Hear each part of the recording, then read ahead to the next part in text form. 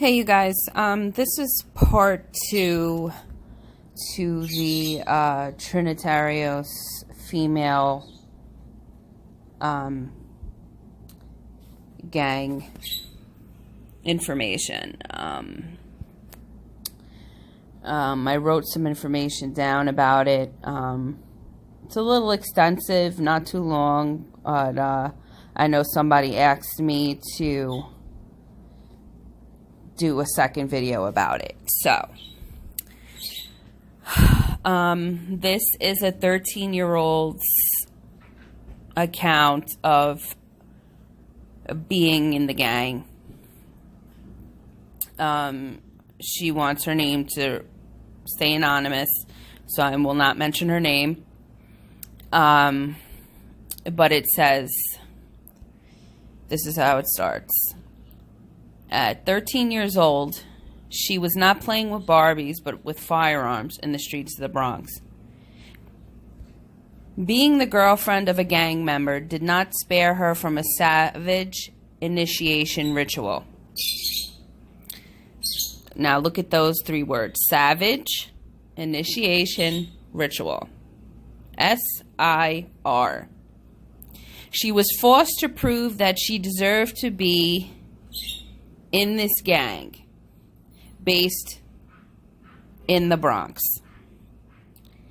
It was a matter of respect and of achieving a certain degree of power, as only women in the clique, which was formed by more than 30 men, all of them students and in school,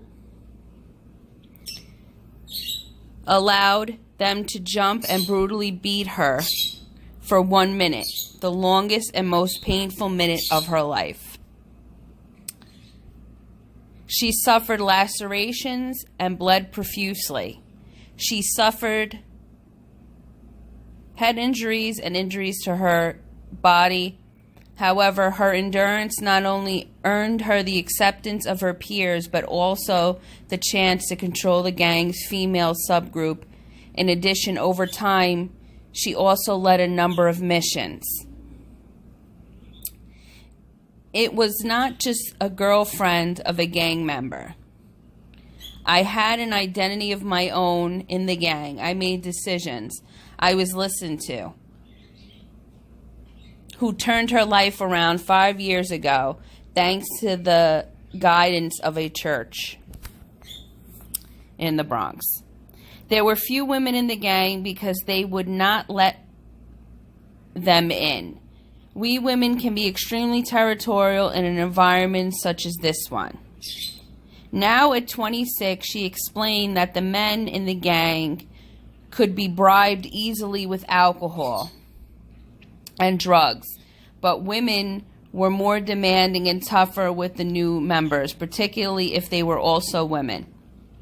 Not even my cousin made it into the gang so easy, she said. We would kick out the girlfriends of the gang members. They were all afraid of us. We did not want any infiltrations from other gangs or any problems with the police. The men gave us control of who came in or went out. This young woman, now a leader in her religious community, said that despite the widespread myth of a wild lifestyle in gangs, female gang members did not snatch power through violence, but acquired it organically.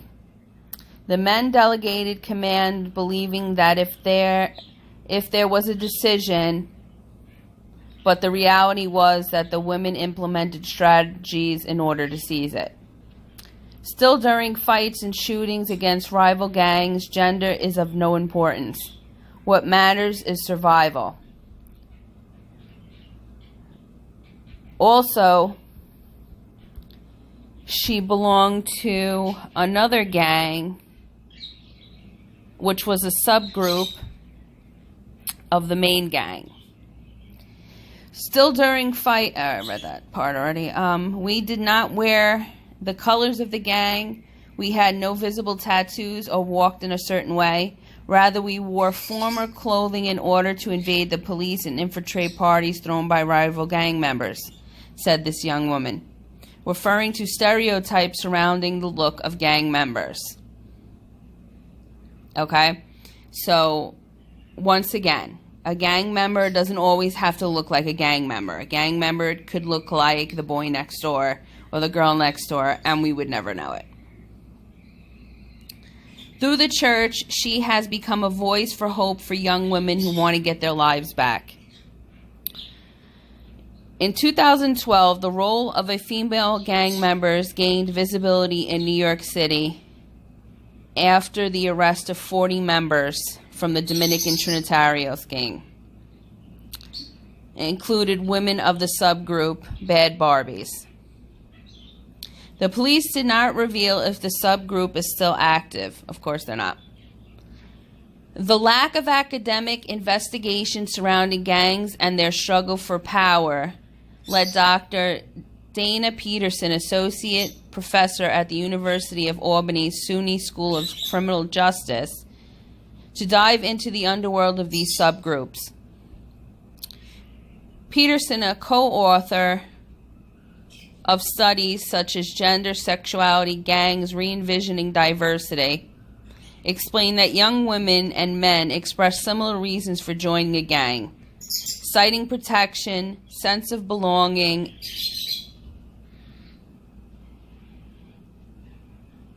and status, among others. Still, women have also experienced gender violence at home, at school, and in their neighborhoods, making them vulnerable to sexual abuse, harassment, and/or aggression inside the gang. The young women tend to leave gangs earlier than men. However, there are adult women in gangs.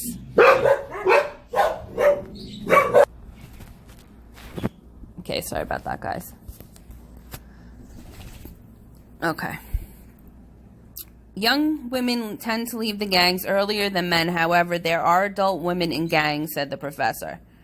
Peterson pointed out that although the research available does not explain how a gang is structured and what kind of leadership women exert within it, some of these academic reports state that heresy is defined partly by cultural traditions and surrounding gender roles.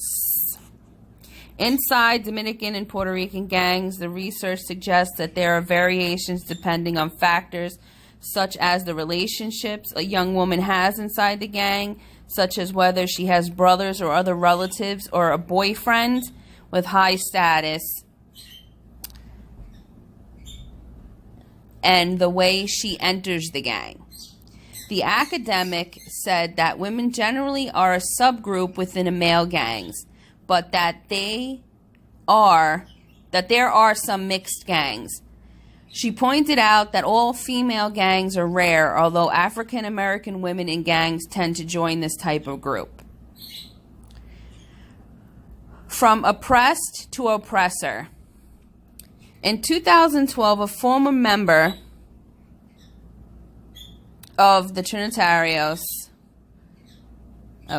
told El Dario that women seeking to join the group were forced to have sex with members or prostituted for money to buy drugs and weapons.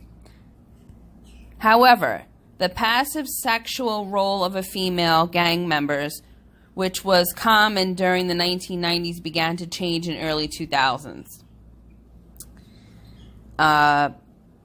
Which was said from a founder of Strong Youth, an organization that provides services to former gang members on Long Island. She said that now women opt to be jumped in order to earn respect of the gang. In many gangs, if the aspiring female member chooses to have sex with a member, she earns minimal respect. With women who endure the initiation beating, is accepted and has a better chance to earn some power within the gang. Contrary to popular belief, gangs no longer have leaders. In order to evade the attention of the police, they do not choose one. Today, leadership is natural and women are taking part in it. He added that at least on Long Island, there are no female-only gangs, but subgroups of male gangs. He added that could be the case with the much feared MS-13. In January, Laura Cristina Campos, a suspected member, led Julio Cesar Gonzalez Espansi, 19, to his death by promising marijuana and sex. Now you guys all know where I'm going with this, right? According to Suffolk County Police, the 28-year-old woman ambushed Gonzalez with the purpose of increasing her stature inside the rootless gang. The young man's body was found in March in the Massapequa Preserve. The police said that the accused drove the victim in her car to that area where he was killed by gang members. We're not mentioning their names. They thought the victim was associated with a rival group, which they found out later on was not true. But then he basically became a pawn of someone else's to earn status, explained Detective Fitzpatrick from the Homicide Squad.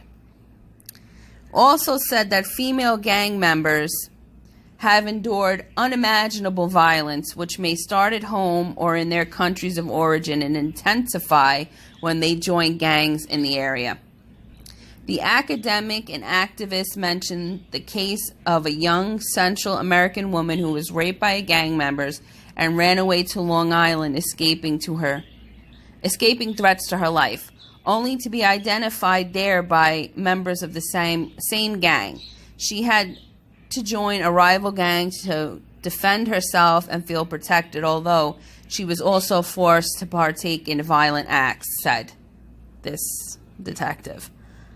These young women are constantly violated, even if they have certain status inside these gangs.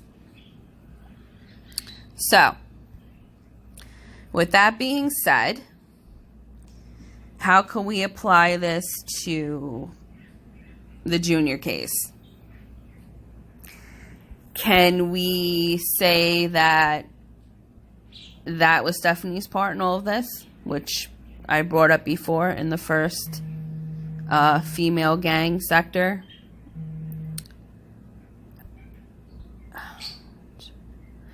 It's very possible. But I wanted to follow up with this video as part 2 to the female gangs, the bad Barbies, and give you a little bit more insight as to what's going on. And now we know that they are on Long Island, which I kind of figured already, but apparently they're keeping a lower profile there. So that's it, guys, for this. I'm going to keep digging and see what else I find. And I hope this works well for you, whoever asked me to do a second video on this. And I hope you guys have a great day. Hey, you guys. This is part 2 to the